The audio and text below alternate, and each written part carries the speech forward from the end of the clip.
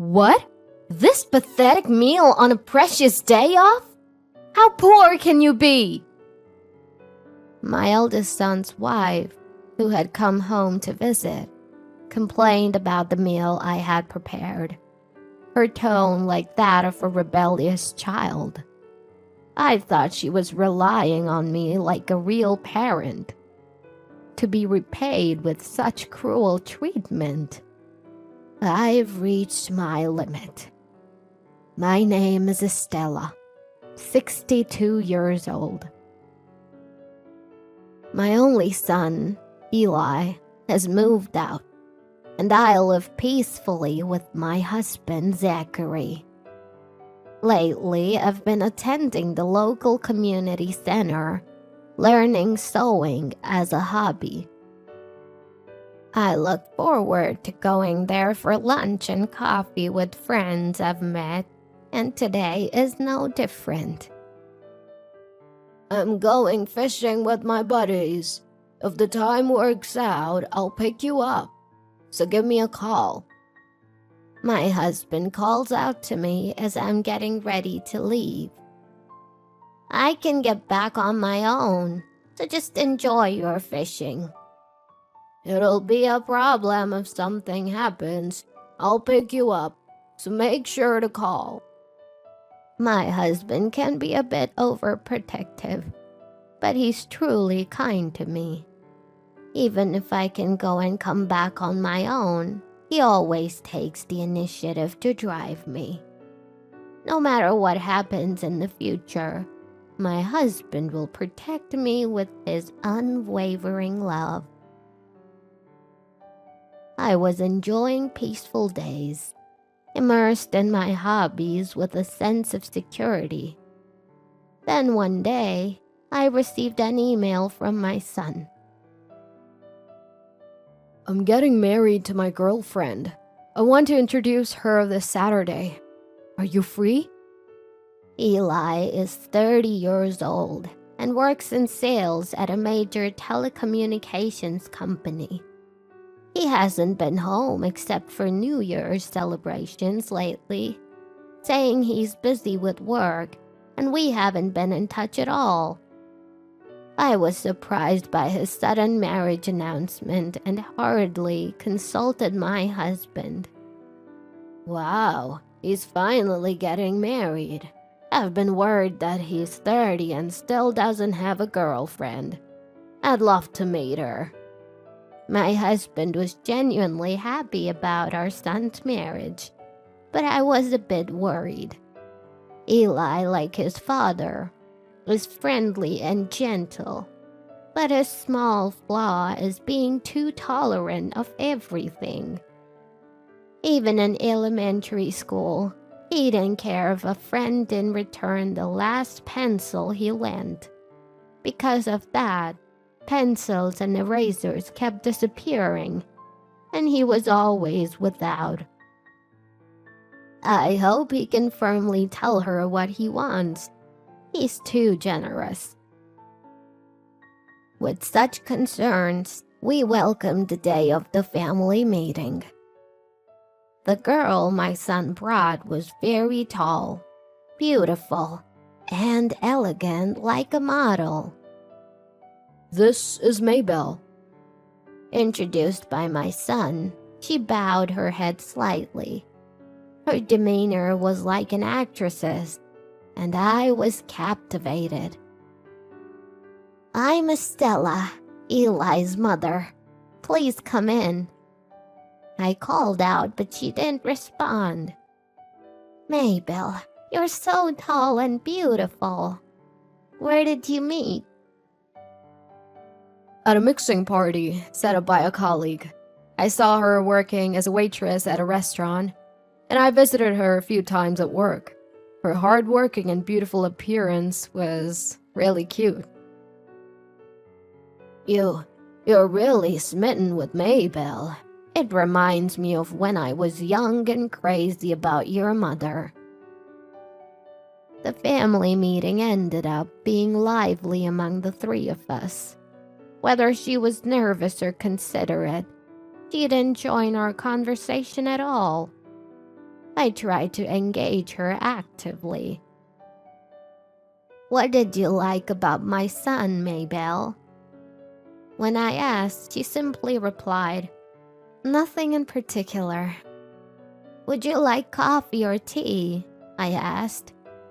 "Juice is fine," she answered. Her way of speaking was like that of a small child. After she left, I asked Eli, "Is she always like that? She doesn't talk much, or rather, she's quiet, or maybe even unfriendly." "Yeah, she's always like that." I don't mean to speak ill of her, but I was a bit concerned that she didn't greet us properly or use polite language. Eli then passionately explained, Actually, she's a child born when her parents were high school students. They married right after graduating, but divorced due to constant fighting. I want to support her, having grown up in such a tough situation. "So that's the case. Then you must make her happy. Do your very best." I decided to warmly support my son and his wife as they started their new life. But after the wedding, my daughter-in-law started calling my mobile phone frequently. "I'm shopping, but I'm a bit anemic and tired. Can you come pick me up?" Are you okay? Where are you?" "I'm at the supermarket near the station. I'm sitting on a bench, so come get me." She would ask for various things, using language worse than a real daughter would use with her mother. At first, I was happy to be relied upon as if she were my real daughter, but it became annoying when she called for trivial things all the time. "The groceries I bought are too heavy to carry home. I accidentally made a reservation at the wrong beauty salon. Can you drive me to the next town? It's pouring rain and I can't ride my bike home. Come pick me up." Calls like these came in all day long. While I was at the community center, I asked my husband to handle it, but sometimes he couldn't because he occasionally worked as a security guard. "Sorry, can you take a taxi today?" I'd say, and she'd reply, I'll do that if you pay the fare." I was undoubtedly being treated like a handyman. Whether it was due to her upbringing or not, my daughter-in-law's personality seemed quite twisted. Why did my son marry such a woman? How long will this situation continue? During a time filled with such doubts and anxieties, Eli came home alone. I asked him directly, "Why is Maybelle so selfish? She's beautiful, sure, but with that personality, it must be hard to be with her, right?" Eli hung his head a little and began to explain how they ended up getting married. He was smitten by her beauty and asked her out, but it wasn't easy. She demanded that he do whatever she said as a condition of dating, and he accepted it all. So that's why she's so spoiled. I regretted raising my son to be too weak and tolerant.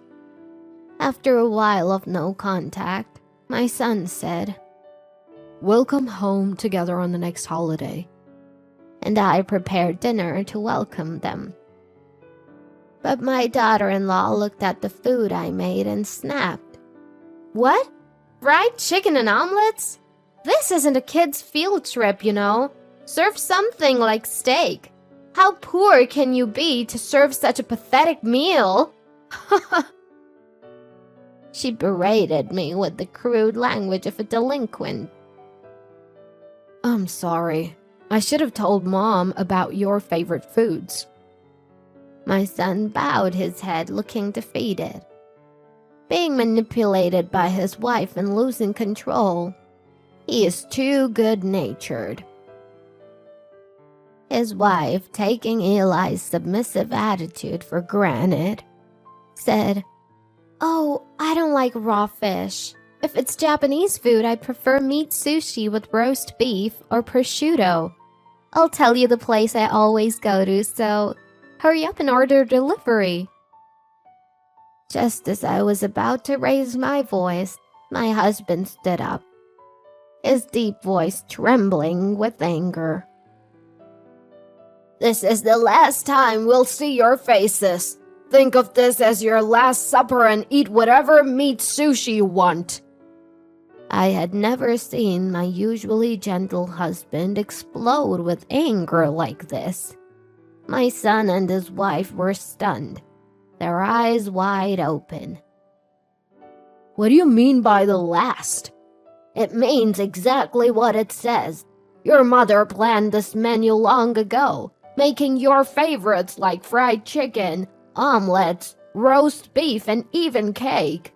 And yet, you insulted us pathetic and treat us like poor people. We're cutting ties with you two today." My husband must have reached his breaking point. He seemed determined to sever ties with them. "What? If there's roast beef and cake, bring it out first. It's your fault for hiding it. Don't yell at me." My daughter-in-law, fearless, snapped back at my husband. If my husband had reached his limit, I was ready to challenge this devilish daughter-in-law without holding back. "I'm sorry I didn't prepare what you like. Do you have any requests?" "I told you already, meat sushi with roast beef and prosciutto, and also ahio and aqua pazza." She continued to order, unfazed by my husband's anger. "I don't have olive oil for ahio, but I have red snapper and clams, so I can make aqua pazza. I'll leave the rest to you." I quickly took out the ingredients from the refrigerator and handed her a pot. "What? You want me to do it?" She froze, holding the pot. "It seems my cooking doesn't suit your taste. Show me your skills as a housewife." I decided to leave the cooking to her. "That's a good idea.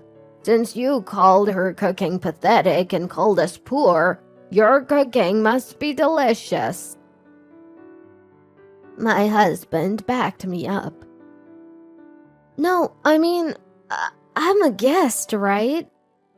I faced my daughter-in-law, who was trying to make excuses, and shouted, "No excuses! Just do it!" She was overwhelmed by my momentum and put the pot on the stove with trembling hands. "Don't heat it empty. The pot will burn. Start with desanding the clams and removing the stems from the cherry tomatoes." Whether she resigned herself to my stern attitude or not, she began to tap the clams with the fork. "Don't you desand clams by soaking them in salt water? Not tapping them." Eli watched his wife's cooking with a stunned expression. "I don't know that. Making a guest do this? You really are a devil, mother-in-law." Losing her way out and furious, she threw the fork, and a loud laugh erupted from behind. "You criticize other people's cooking as pathetic, and you can't even desand clams. Also, you don't say thank you or sorry, and you have no manners at all." The voice belonged to my sister, Katrina, who had come to visit on her day off. I had been a cooking instructor at the Cultural Center for a few years, and my sister still teaches manners. "I was in the next room until now, but your attitude and personality are really terrible. I have a lot to say. But first, what's with that outfit? Are you here to play? This outfit? It's the trendy Korean leggings. You think that's fashionable? Dressing appropriately for the time, place, and occasion is basic. I can't believe you came to your husband's family home in something that looks like pajamas. My sister, without any hard feelings, sternly scolded her for her complete lack of common sense. Your attitude, your language, your clothes, everything is a mess. I don't know how this family puts up with a daughter-in-law like you. If we were worried about every failure like her, we'd go crazy. We've just accepted that this is how she is. Encouraged by my sister, I threw back words I wouldn't normally use. Then, my son and daughter-in-law began to argue fiercely. It's your fault for complaining about Mom's cooking. What? If you have a problem, tell these devil women. The problem is your attitude. Show some manners. They were arguing loudly. My husband silenced them with a shout. If you want to fight, do it elsewhere. If you have something to say, gather your thoughts and come back another day. I'll listen just once. My husband glared at them with a terrifying expression I had never seen before. Overwhelmed by his furious momentum, the two hurriedly left. A few days later, they came to our house with solemn faces, begging for forgiveness. It's not just your wife's attitude. It's you for allowing it. I'm utterly disgusted seeing you, with no common sense, fawning over a wife who has none either. My husband glared at Eli, still angry from the other day. I've decided, if you're going to cut ties with me, I'll divorce her. Eli's unexpected and shocking words. His wife's eyes widened in surprise. What's going on? You said you'll protect me. I thought so, but I'm convinced that what Mom and Aunt said is right. I now see how terrible your lack of common sense, your clothes, your language, and your personality are. What? You're treating me like the bad guy? You don't care about me. I'm just tired of all of that about you. Eli looked down, his voice barely above a whisper. Come pick me up. I'm tired from shopping. Bring me money, I don't have enough. You kept calling my mobile phone. When I turned it off, you even called my office. When I said no, you got angry, saying, "Don't you care about me? You said you'd do anything for me." He wasn't even accused of cheating, and it seemed Eli had reached his breaking point. Think about us, who had to put up with your whims, and don't give your wife my cell phone number without asking. That's right, it's really annoying. Handle your own wife. My husband coldly dismissed them, and we decided to cut ties with our son and his wife. After we severed ties with them, my sister frequently visited their home. She said she was just enjoying tea time with them, but she was actually strictly disciplining my daughter-in-law with her expert manners training. And then, the daughter-in-law came to my house to apologize, looking like a completely different person, worn and defeated. I'm sorry, I've said terrible things to you. She bowed her head, handing over an envelope filled with cash as a token of apology and the taxi fares I had paid for her in the past. No matter how much you apologize, I will never forgive you. I coldly pushed her away and she slumped in despair. Eli and she had been living separately within the house, and it seemed that divorce negotiations would begin soon. However, she couldn't get in touch with her biological mother, and she had neither a place to live nor any money. Driven into a corner, she seemed to realize how much her words and actions had troubled others. But it was already too late. The stormy days with our son and his wife passed, and my husband and I returned to our peaceful daily lives, enjoying our hobbies. I was thinking that Eli should find a new wife as soon as possible, and to my surprise, he actively started dating and quickly found a new girlfriend. She was Japanese, a graceful woman who enjoys traditional Japanese arts like tea ceremony, flower arrangement, and wearing kimonos. She said she liked my son's slightly shy but tolerant and gentle personality. I had once regretted that personality, but now I feel that our parenting was not wrong. I'm going to the cultural class. All right, I'm going fishing. On the way back from our hobbies, my husband would apparently come to pick me up in the car. It seems that our son has indeed inherited his father's kind nature.